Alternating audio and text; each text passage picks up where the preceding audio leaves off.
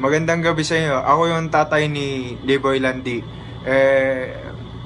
Nagtataka ako sa anak ko kung bakla ba talaga to o lalaki talaga. Hindi ko na alam kung anong gagawin ko, pero nagpatulong ako sa mga kaibigan ko kung paano ako malalaman kung bakla o lalaki yung anak ko. So, ayan.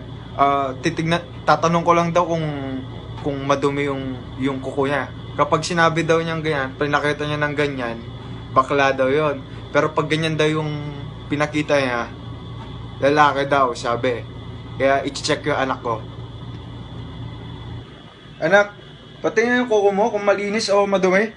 Patingin nga. Ano yung kamay mo? Patingin yung kamay mo. Daddy, malinis yung kamay ko. Malinis po yung kuko ko. Malinis po. Malinis.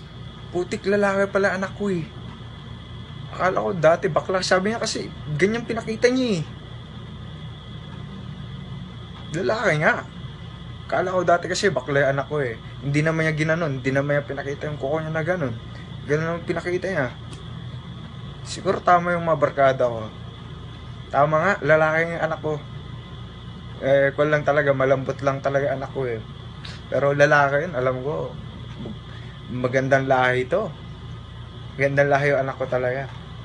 Swerte ko pala. Dapat hindi ko pala inisip na bakla yung anak ko eh. Kasalanan ko din. Yun. Tama, lalaki. Akala siguro ng tatay ko, mahuhuli niya ako, no? Ako magaling kaya ako, expert kaya ako magtago sa kanya. Sabi niya sa akin, papakita daw yung kuko, pag nakita ko na ganyan, di ba? Di malalaman niya na bakla ako, di ba? Kaya ginanong ko talaga yung kamay ko, ginanong ko na lang talaga yung kamay ko para, di ba? Pero hindi niya talaga alam kung anong meaning, no? So ito, nasasayaw na ako, kaya gano'n. Ganon yan! Seba!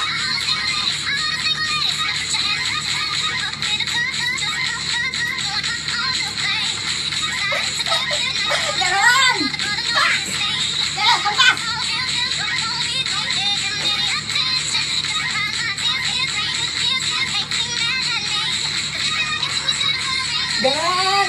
Ganyan! Batay! Sige!